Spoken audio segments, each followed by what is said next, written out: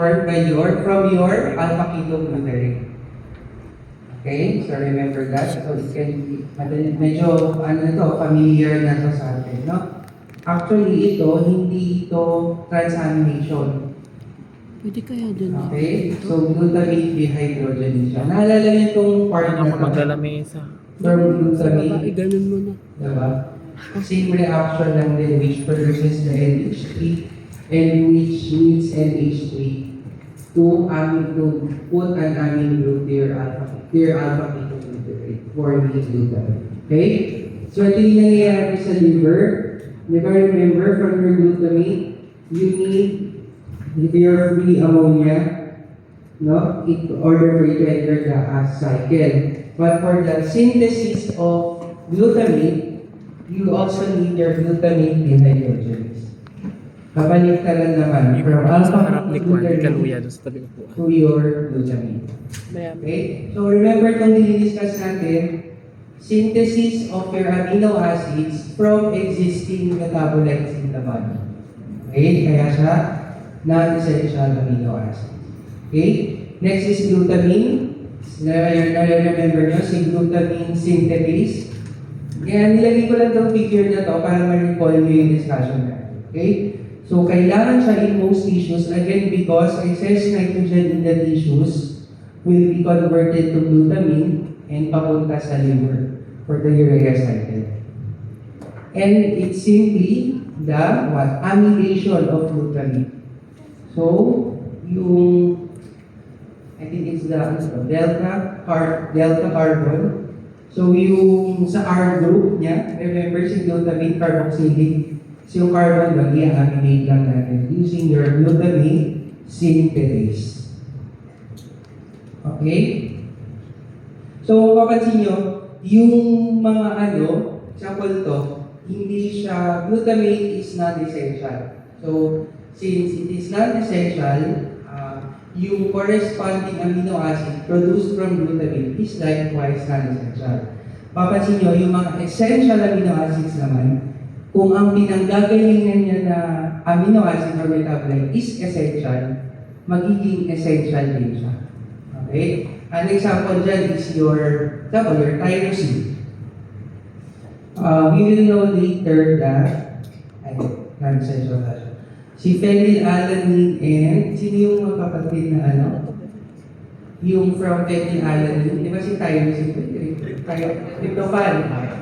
So from phenylalanine to your trip, so you will see na parehas silang essential. Kasi si tryptophan is produced from your phenylalanine. Okay, so ganito. Kaya itong si glutamine is non-essential siya. Next is your alanine and your aspartate. Ito, transamination of pyruvate. Diba? So, naalala nyo, yung sa figure natin, alanine coming from your muscles. Naalala nyo, glucose alanine cycle. So, amino transferases lang. Transaminases. Pareho lang. So, transamination of pyruvate produces your alanine. Similarly, transamination of your oxaloacetate or alpha-ketoglutarate will produce your glutamate and your aspartate. Okay? So, pag ang naka-transaminate ay non-essential din, hindi ko produce nito. Okay? How about serine? Kilala niyo si phosphoglycerin? Saan siya? Glycolysis. Okay, so pag tinanong kayo, sinong partner ni serine na sa glycolysis, that is your 3-phosphoglycerin. Okay? So, oxidation, okay, very specific na, but it will produce your serine. Serine, remember, is the one with your hydroxyl group. Naalala nyo, yun yung unique sa kanya. Hydroxyl group ang serine natin. May OH sa kanyang R group. Okay, so dalawang enzymes yan. But ang important dito, non-essential siya because your 3-phosphoglycerate is part of your glycolysis. Okay, so mamaya ma-appreciate din natin what is glucogenic, what is ketogenic. So, from this, ano sa tingin niyo di pa pala kasi hindi siya reversible. Anyways, so makikita niyo pag it will produce metabolites, part of your glycolysis or gluconeogenesis, glucogenic siya. Now, whereas pag acetyl-CoA, tsaka ketones, yung amino acid na products, sa catabolism later, that is ketogen. How about glycine? So, glycine transferase can catalyze the synthesis of glycine from glyoxylate and your glutamate or alanine. Okay? Glutamate, alanine and glycoxylate. Alanine is non-essential. So, if you produce glycine there, so it is likewise non-essential. If you use alanine, to produce glycine. Okay, how about non-essential amino acids not involving glycolysis and TCA cycle intermediates? Okay, so meron din. So, not necessarily, pag non-essential, glycolysis or TCA lang ang source nila. Okay, so meron din tayo amino acids which are naturally produced by the body, but does not involve glycolysis and TCA cycle intermediates. Okay, remember that. Asparagine. Okay, so it comes from L-aspartate. Remember, ang difference lang nila, parang itong glutamine and glutamate. Si asparagine, tsaka si aspartate. Okay? So, makakakita nyo, si aspartate, yung kanyang R group, nadagdagan lang ng amino group. Kita nyo? From aspartate. And you would need your glutamine, water, and your magnesium ATP. So, it is ATP dependent. Okay? And sinide by side ko siya sa glutamate to glutamine para maalala nyo na halos pareho lang sila. Okay? Partner naman yan sila. And you need your asparagine synthesis. Okay? How about your cysteine? Naalala niyo yung part ng SAM? Yung part na yun? How homocysteine is converted to your methionine? Naalala niyo yun? Okay. So, ganun yun. Ito, while not nutritionally essential, cysteine is formed from methionine, which is nutritionally essential. Okay. So, ito, against to sa ating but later we will notice that methionine can be produced by the body naman. Okay? So, ito. Following conversion of methionine, cysteine is non-essential while non-essential si cysteine kasi it can be formed from methionine. Okay? But cysteine, check ko to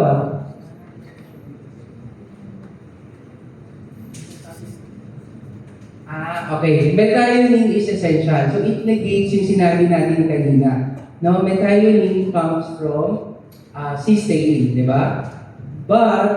Cysteine comes from methionine, which is essential. But methionine, remember, can be formed in the body pa rin, kahit pa paano, from certain reactions. Okay? So, makikita yun sa reaction na to. So, meron tayo kasing sakit na homocystinuria, which is a problem on your cystathione synthase. Ayan, cystathione synthase. So, from your homocysteine, will react with your serine. Sige, ito-combine naman natin ito mamaya. Merong side by side dito. Wait lang. Ay, sa essential pala yun. So, makikita natin, meron pang reaction which generate your homocysteine. Ito yung nanggagaling sa methionine, actually. Okay? Si homocysteine. Remember? So, mamaya, meron tayong figure sa carbon skeletons wherein your homocysteine is produced from your methionine. Okay, so from methionine to your homocysteine and will convert to your, will react with your serine, converted into cystathione, and eventually your L-cysteine and your L-homoserine. Okay? So mamaya, makiklear yan. I-part mo na natin. Okay? Makikita natin yung full na figure niya mamaya. Tandaan na lang. Okay? How about your tyrosine? Sinabi natin kanina, your L-phenylalanine is converted to your tyrosine.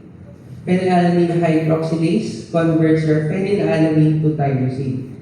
If the diet contains adequate quantities of nutritionally essential phenylalanine, tyrosine is nutritionally non-essential. Okay? So, catalysis pa. Ayan. Mix oxidase. So, parang importante dyan, it means your tetrahydrobiopterin. Okay? So, yan yung important. Tsaka NADP+. Produces your NADPH. I needs NADPH for it to pursue. Okay? The reducing power is provided by your tetrahydrobiopterin, which is derived ultimately from NADPH.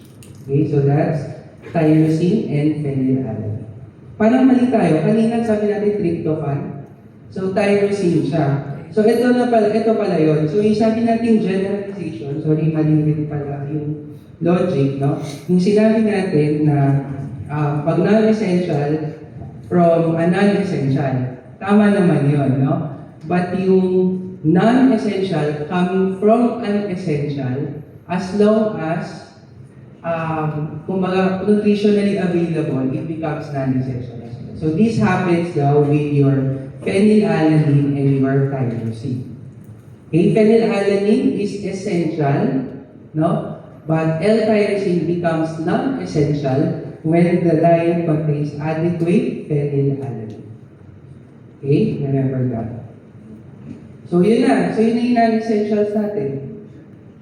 Na-undergo na natin siya.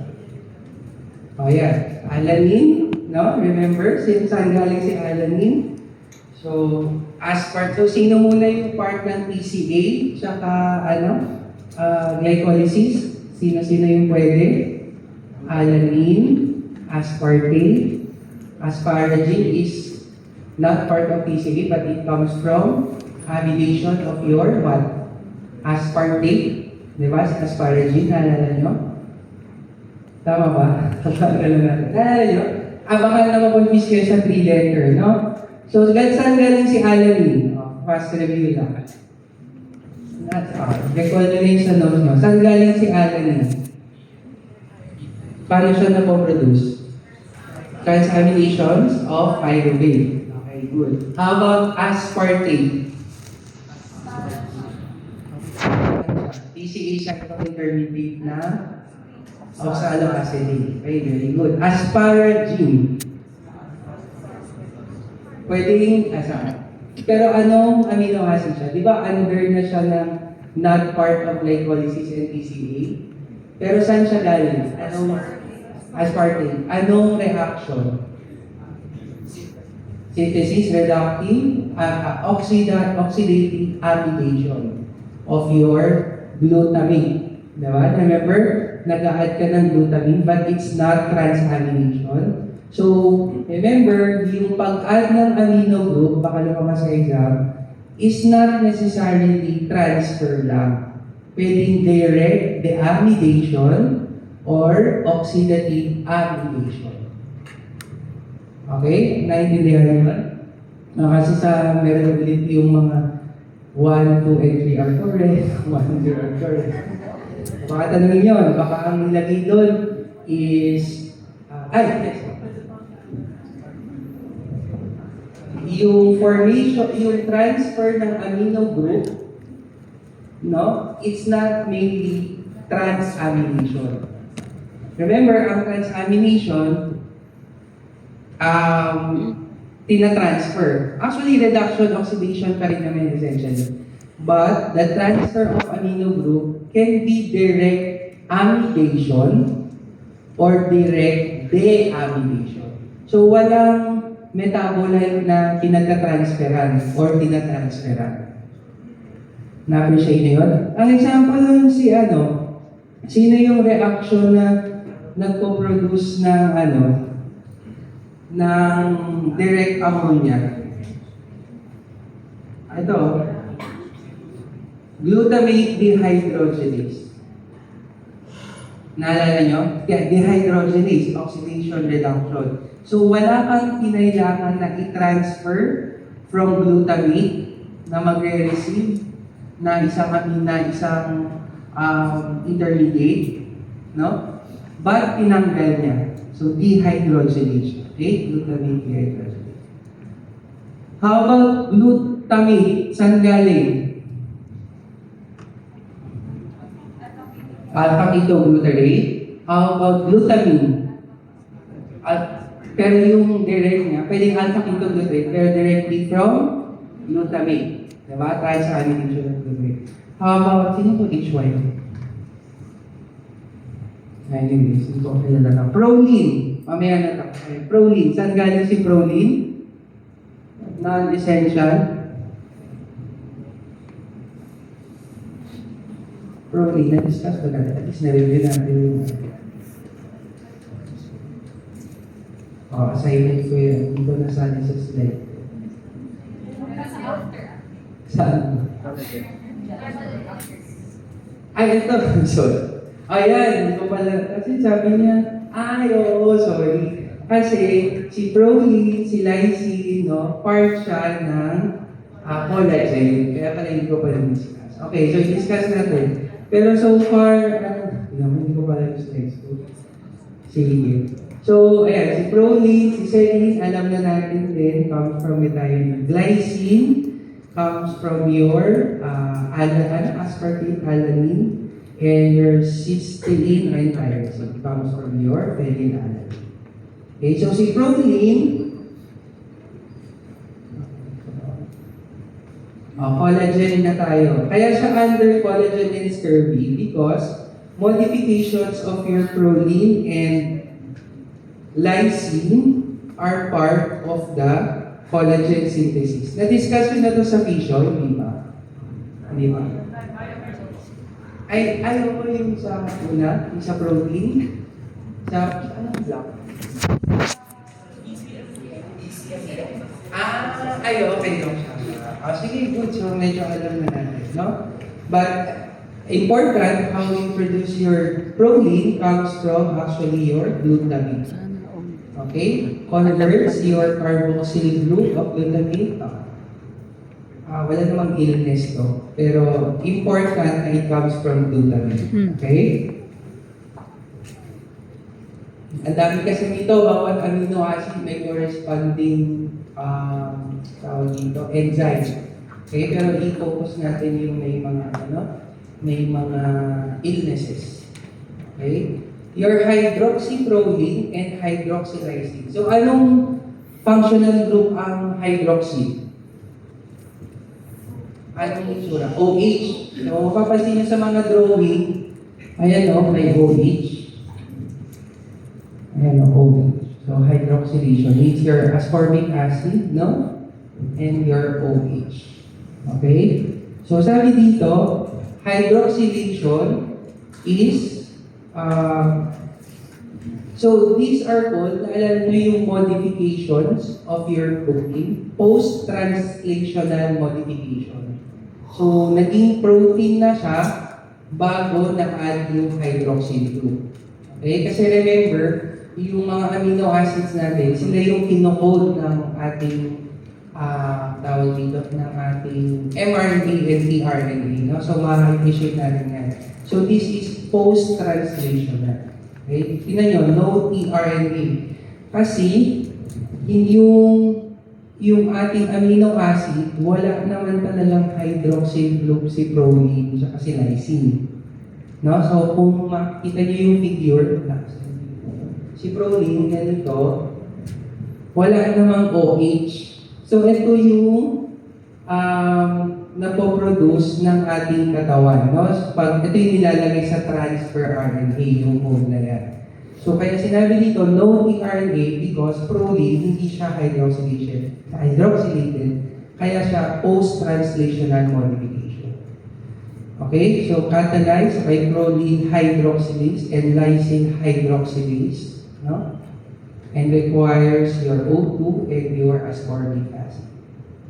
Okay? So, kapag ka sa scurvy, we know that it is lack of your vitamin C.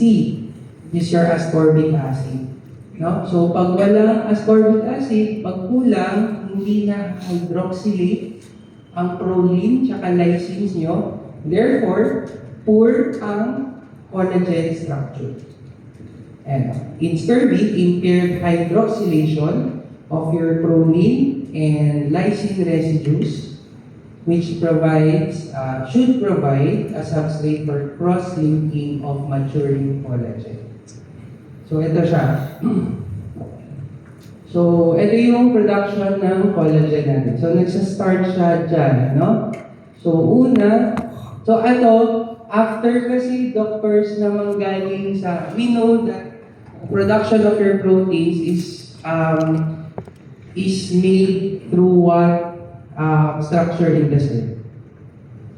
From your mRNA to your sequence of proteins or amino acids. Hindi siya organelle. Anong proteins, if I may say, or anong enzymes or complex kung saan pumapasok si mRNA tapos nagpo-produce na ng amino acids and proteins. Ribosomes. Ano ba tawag? Complex. Ribosomal complex, di ba? So it's the ribosome. So from the ribosome, imagine nyo, mRNA ribosome, lumalabas na si amino acids, no? Or series of amino acids, your peptide.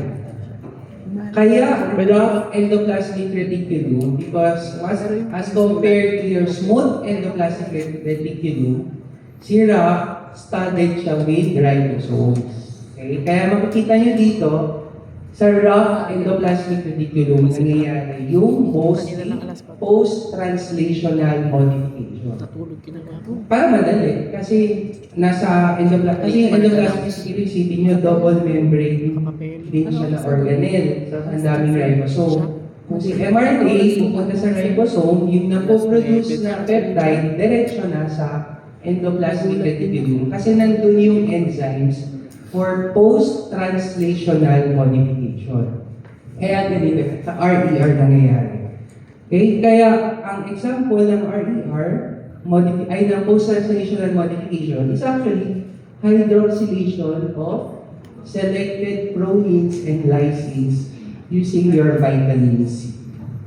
Okay? Pinakita nyo, hindi lang hydroxylation, meron ka pa glycosylation. Okay? So, nangyayari din yun sa rough endoplasmic reticulum. Okay? And then later on, ito mabasa. So, yung maturing, after yung pre-pro-alpha chain, so that's number 1, containing hydrophobic signals are synthesized by ribosomes attached to the RER. So, here tayo sa step 1. Okay? So, from step 1 are attached by ribosomes, no? Number 2, hydrophobic signal sequence is removed by signal peptidase in the RER form your pro-alpha chain. So, i-clear natin yung terms kasi baka bago pa to. Yung mga signal sequences kasi,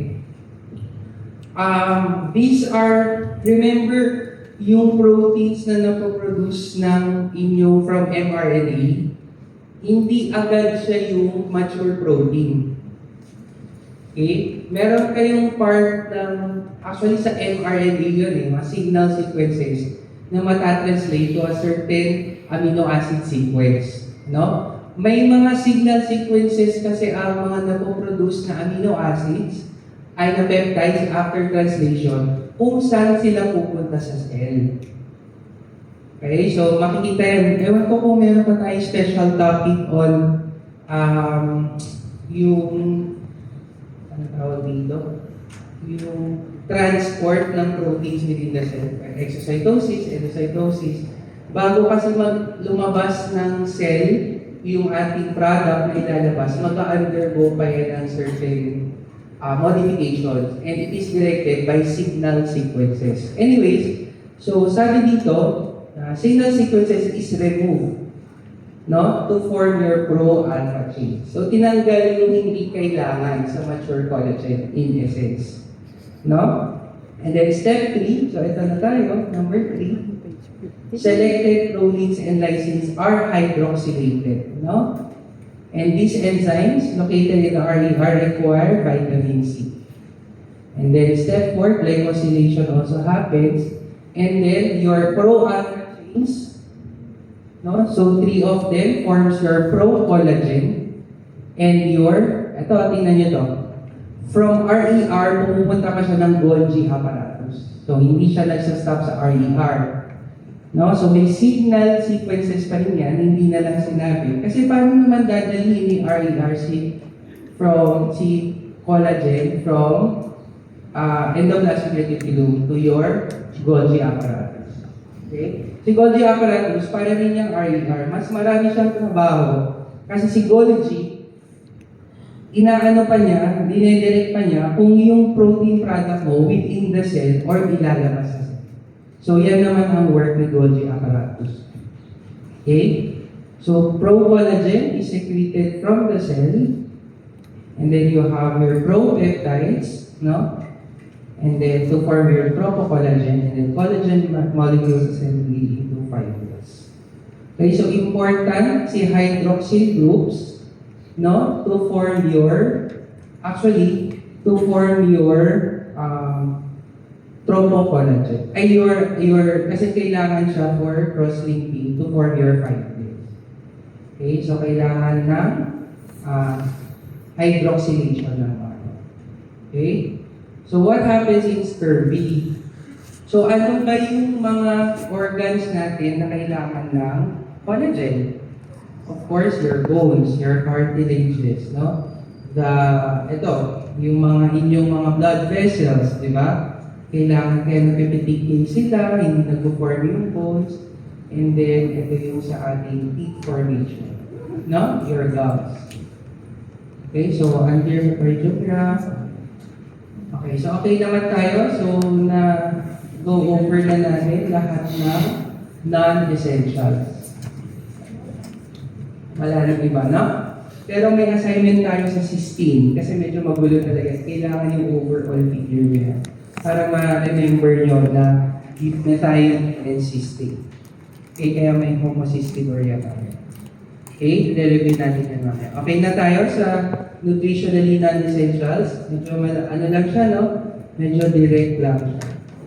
Si selenocysteine, nasa objective kasi ng book nyo na i-appreciate lang natin how it is formed.